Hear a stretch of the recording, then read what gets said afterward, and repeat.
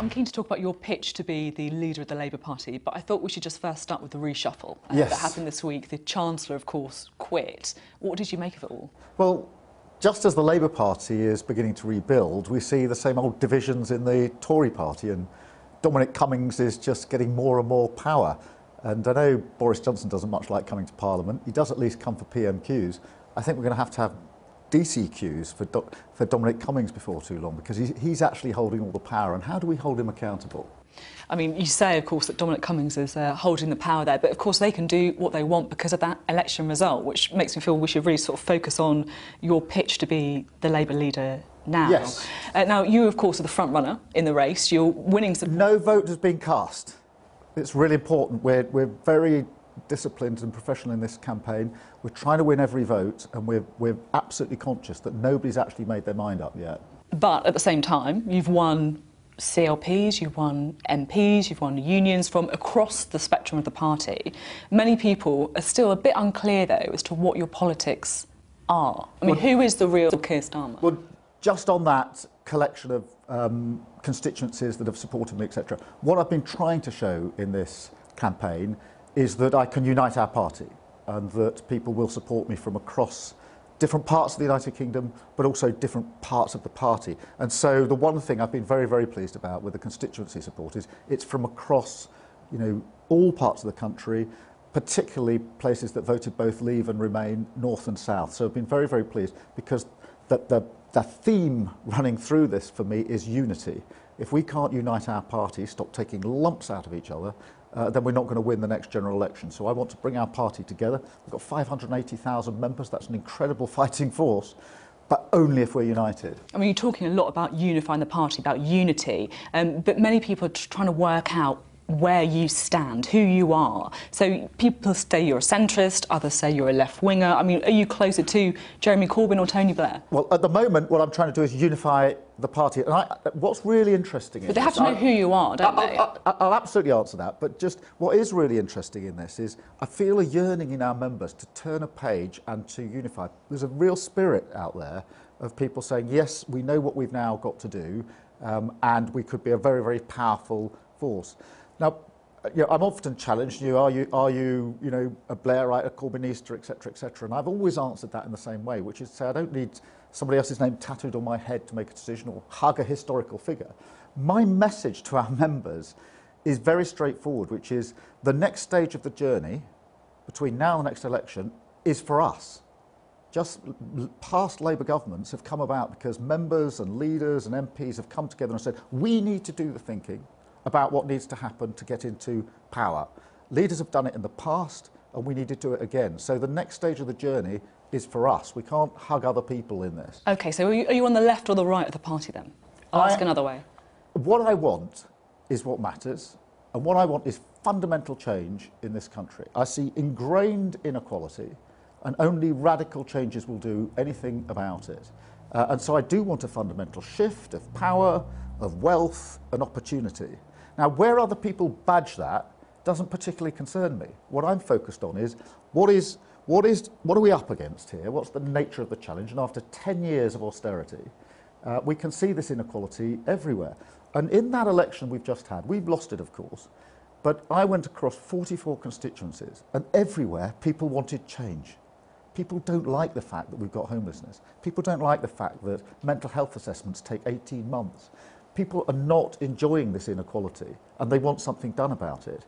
They wanted change, but they lost faith in the Labour Party as the party that could deliver that change, and we need to restore that faith or trust. So would Jeremy Corbyn have a place in your shadow cabinet then? Richard Bergen's answered the question.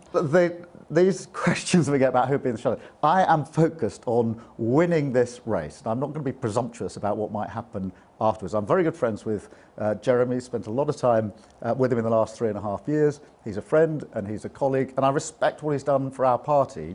Led us through very difficult times, but I just want to stay disciplined and professional about what needs to happen next, and that is that this campaign, which is a very positive campaign I'm running, needs to succeed, and then we take the decisions thereafter. I'll ask you about a couple of policies then, to try and sort of get a bit of a sense on where you are on some of these kind of big issues. At what stage do you think people should start paying the top rate of tax, the 50p rate? Well, I think it should be the top 5%. I think the broad principle that those that earn more should pay for more is right.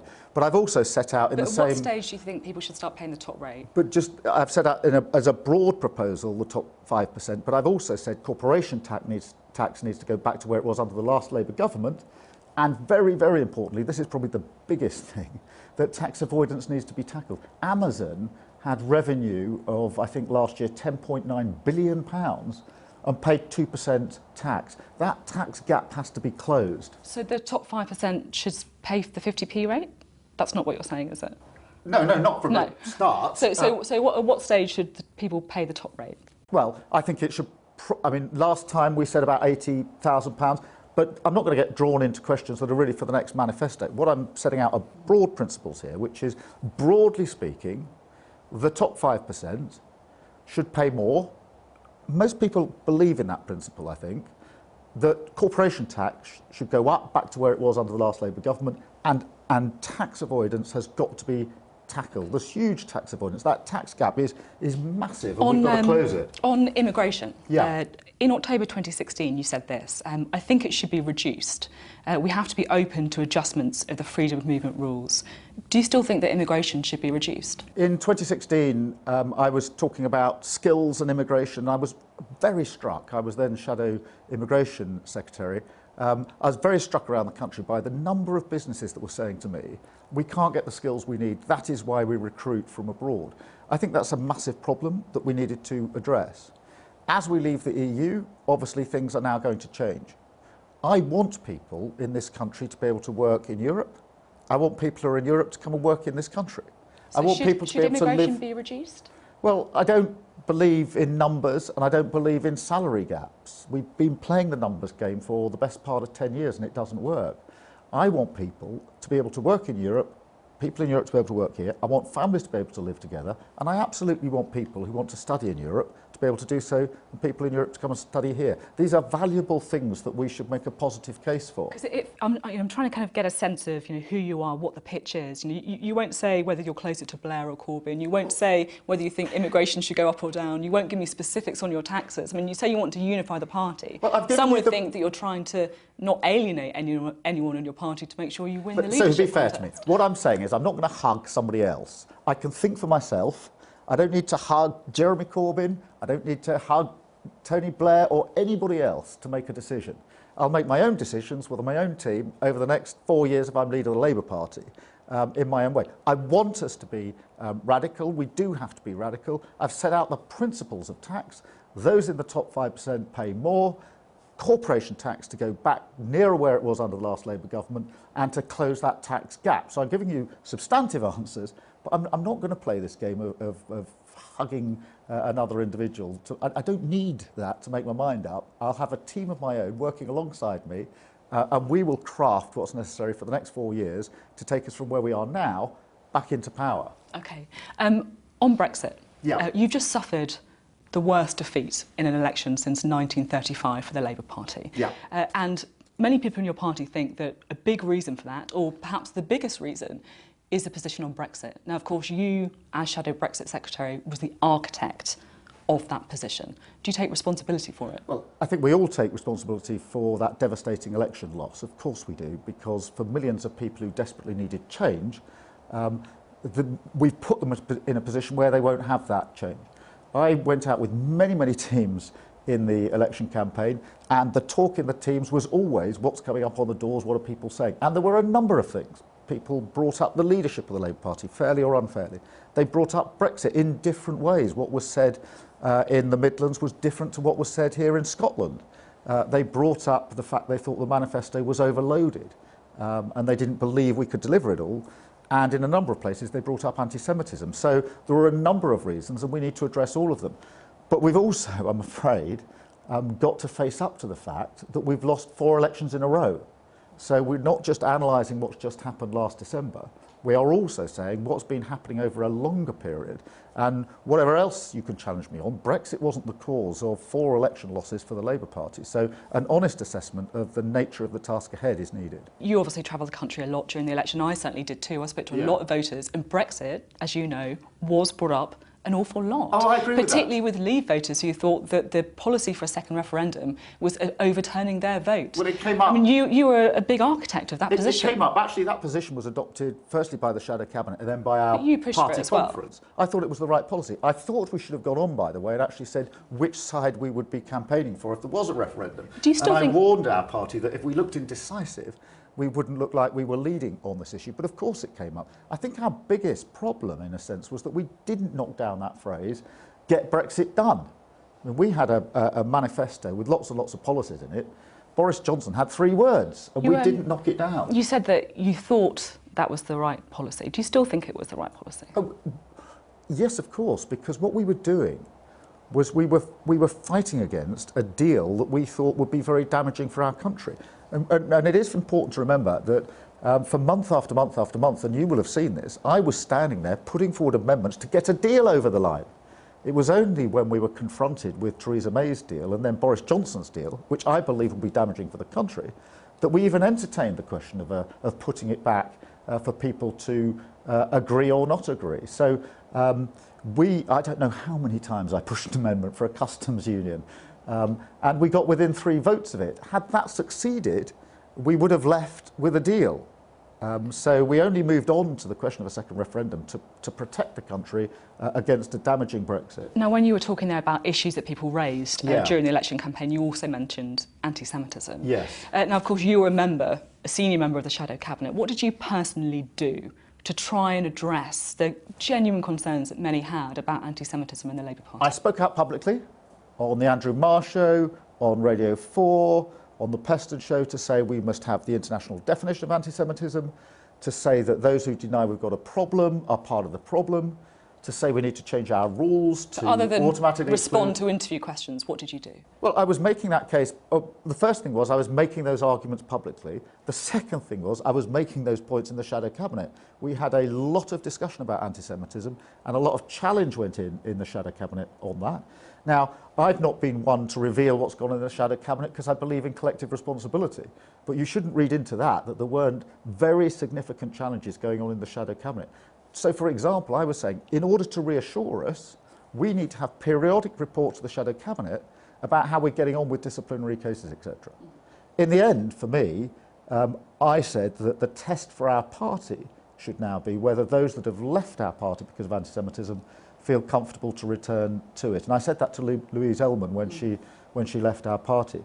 And if I was leader of the Labour Party, I would take personal responsibility for this, because having run a big organisation, I know that if the leader of the organisation has a line of sight, that changes the whole culture within the organisation. OK. Do you think Jeremy Corbyn had a blind spot on it? I think Jeremy should have been stronger, we should have been quicker on it. But I don't want to point the finger at one individual. We failed on this. I would take a different position as leader of the Labour Party. I would make it my responsibility to rebuild trust with the Jewish community. I'd make it my responsibility. I'd say every Friday I need to see a report of how we're getting on. Because if the person at the top of the organisation says, I want to know what's going on every Friday or whatever it is, then in my experience from running a big organisation, things change pretty rapidly. A couple of other points that I'm keen to get in before the end of the interview. We're in Glasgow, in Scotland. Could you ever support a second independence referendum in Scotland? Well, I don't support Scotland leaving the UK. I think that would be damaging for Scotland and damaging for the UK.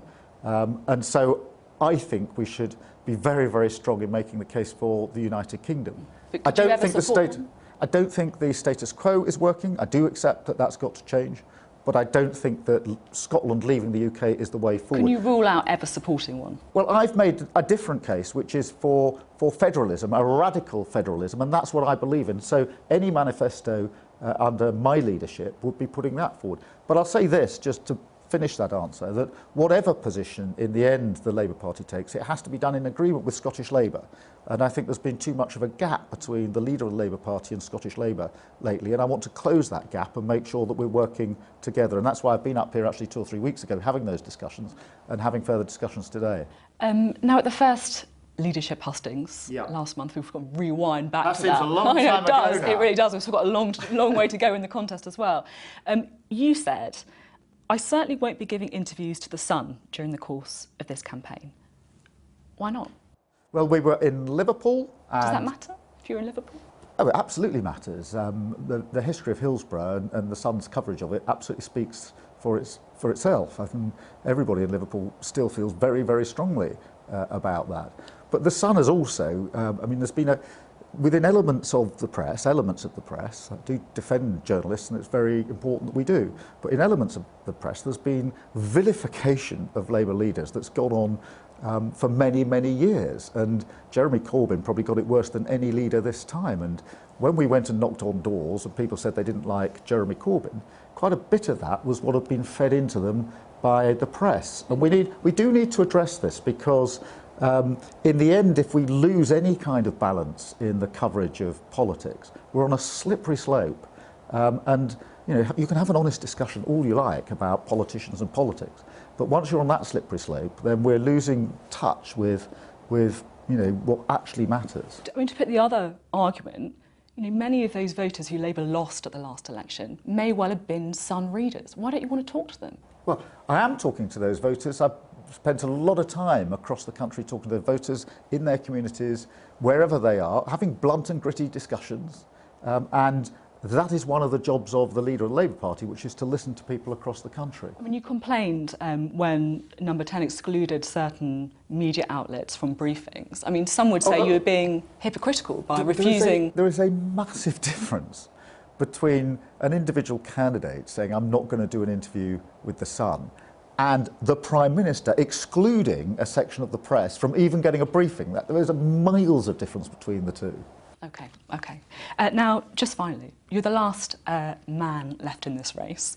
The other candidates are women. Now, I spoke to Jess Phillips, who, of course, dropped out of the race last month, and she said, if you truly believe in women's representation, sometimes passing the mic is the greatest way to show that you truly believe in something. Have you ever considered passing the mic so Labour can have a female leader? Well, I've talked to the other candidates about this, because it comes up, as you can imagine, and I've said nobody in this is standing because they're a man or because they're a woman, and the other candidates agree with me. We are all honestly and genuinely putting forward the case that we think is best for our party, our movement and our country. And we're doing that in a very positive spirit, by the way. We're modelling the sort of unity that this party absolutely needs. We're not taking lumps out of each other.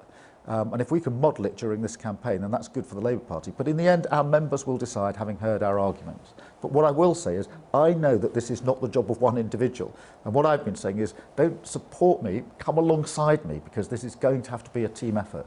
OK, thank you very much for being on the show. Thank you.